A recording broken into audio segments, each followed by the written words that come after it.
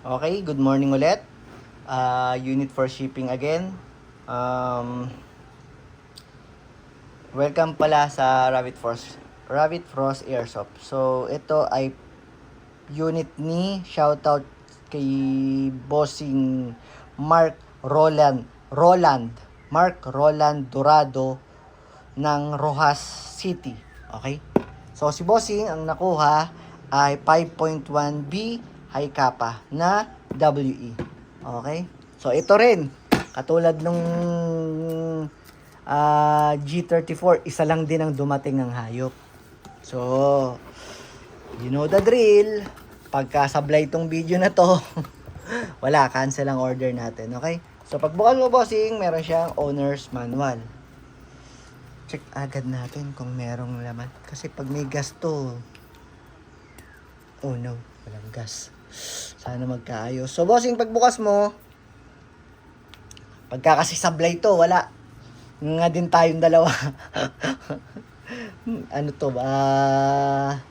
Pagka wala akong ipapalit dito pag sablay to, isa lang kasi to eh. So, solid metal magazine at saka ito. Pamihit para dito sa ano. Hindi ko alam kung para saan to. Hindi naman to dito. Ano ba to? Hindi, baka pang tusok lang siya dito. Bago mo kasi makalas to, tusukin mo siya dito. Yun o. Ganun. Tapos dito, tusok. Yun. Ganun. Baka para lang dun yan. Okay. So, eto yung unit mo, bossing. Type B na WE. Parang ang tagal na ito nagantay ni bossing. Parang mga 2 linggo na ata itong naghahantay ng WE 5.1 high kappa. Gusto niya talaga kasi, 5.1 high kappa ng WE. So, 2011 model. Ayan. Ang galing na rin natin to. Pag minsan sumasanga to dito sa baka makain pa pag kinasak ko. So ayan ito yung unit mo, bossing. So mayroon siyang compensator. Tapos naka split slide siya. Maganda sa split slide siya yung nag-message pa sa akin yung tatay ko. Ano daw? Bibili na rin ata ng baril tong tatay ko. Mantang wala na mo 2 PM message kita. Okay. Okay. So, si bossing ito, naka-split slide siya. Ayan. Pag naka-split slide, ito lang ang nagbo-blowback, itong kalahati. Ayan. Gumaganon lang siya. So, kagandahan sa naka-split slide, gas efficient siya. Tipid siya sa gas. Kasi hindi niya to hinahatak lahat. Mabigat kasi. Ibig sabihin, pag buo niya tong hinahatak, mas malakas ang konsumo ng gas. Okay? So, naka-compensator. Ang maganda sa compensator, di mabigat ito kasi solid baka lang mga compensator natin. Solid steel yan. So, mabigat ang unahan. So, pagka nagbo-blowback, mas ibinababa niya to para hindi siya tumataas. Okay? Para mas magandang tutok para sa accuracy. Oh my God, may banda pang dadaan. Dali na natin. Mahingayan pa tong video. So, naka-threaded outer, solid metal yung, solid yung, full metal tong unit. Metal yung slide, metal yung barrel, metal yung lower frame. Ang hindi lang metal sa kanya, itong ayun na yung parada. Ito yung, ito yung, polymer yung grip niya. Okay, so merong logo ng WE, 2011 markings. Tapos, ayan, 45 automatic Colt pistol yung marking sa barrel. So meron siyang fiber optic sight sa harap, tapos adjustable yung rear sight niya. Ayan. For windage and elevation. Taas, baba, kaliwat, kanan. Ikaw ang pipihit niyan. Pagputok mo, nakasentro naman ng tingin mo pero hindi doon ang punta ng bala. Ikaw nang mag-ayos nito, bossing. Kaliwat, kanan, baba, taas. Ito, may serration siya para mas mabilis ikasa. Dito kakawak. So, ito yung unit mo. So, wala naman siyang ibang markings. Yun lang. Okay? So, meron din siyang magwell na konti. Konti lang yung magwell kasi naka-extended yung niya yung magazine base plate. Yan. Kasi hindi siya pwedeng makapalang magwell kasi nga malaki tong magazine base plate. So, test natin yung unit mo, bossing. Okay?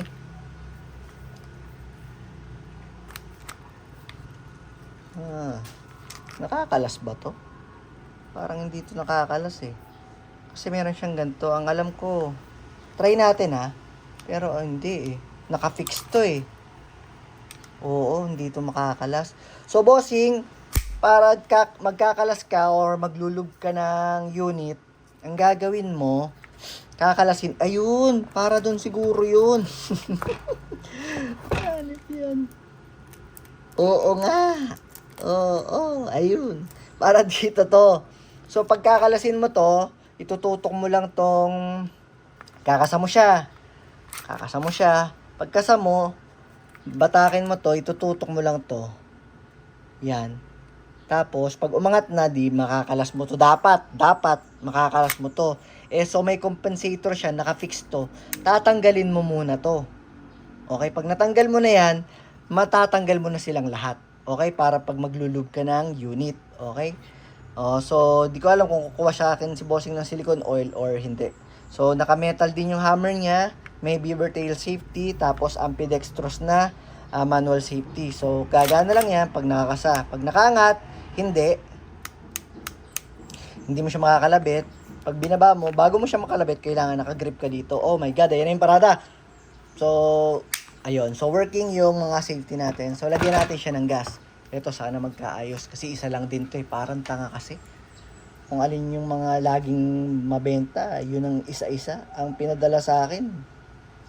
Siguro marami siyang stock ng ganun. Massage lang natin para pumasok yung silicone oil dun sa mga o-ring.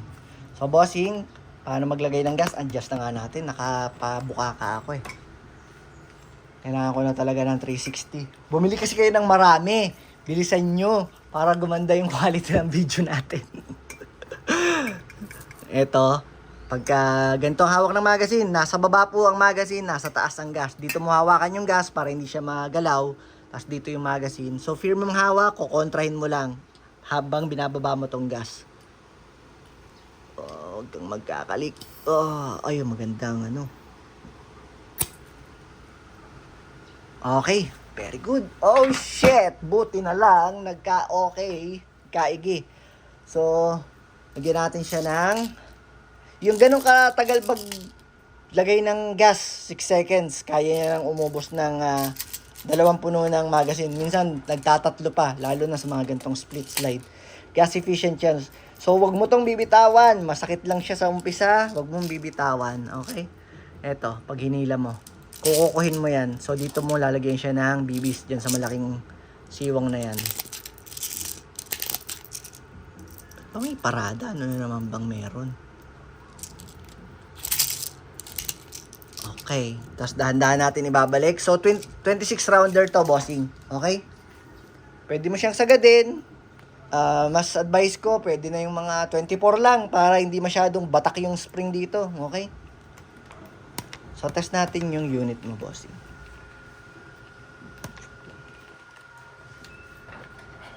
So, pag split slide sa likuran ng kasa kasi hindi naman to nakakasa. So, dito ang hawak.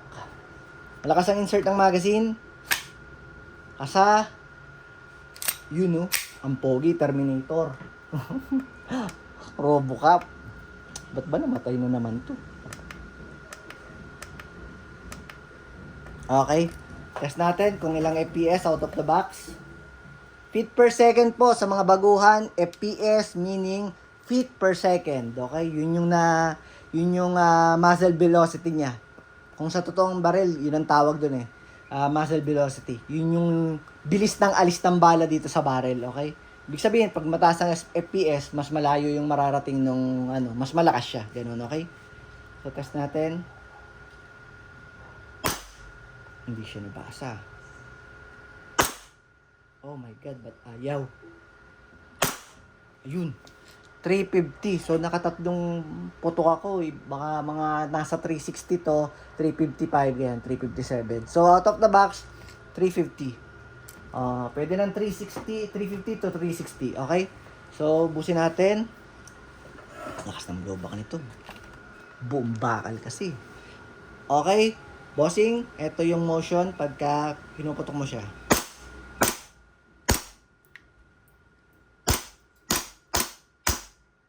Pag ubos na ang magazine ng bibis, ganito yung itsura niya. So, release agad ang magazine. Saka natin to hilahin. Tsaka natin to ibaba. Kasi pwede namang gaganunin para mas pogi tingnan. Yung ginaganyan, no? Yun, no? Kasi gano'n naman talaga sa totoong baril, eh. Ang problema, ito naman kasing mga airsoft, hindi naman siya, naka-reinforce na bakal. Kaya nauupod siya itong slide na to, tsaka itong slide lock yung napupudpud sila. So katagalan hindi na siya magkakalang, hindi na siya sasangat na ganyan. Kaya hindi mo alam kung ubos na yung laman ng magazine mo. So mas maganda hilahin, tsaka natin ibaba, saka natin ibalik. Tapos i-rest natin yung hammer by pressing the trigger. Okay? Maraming salamat, bossing ng Rojas City. Thank you.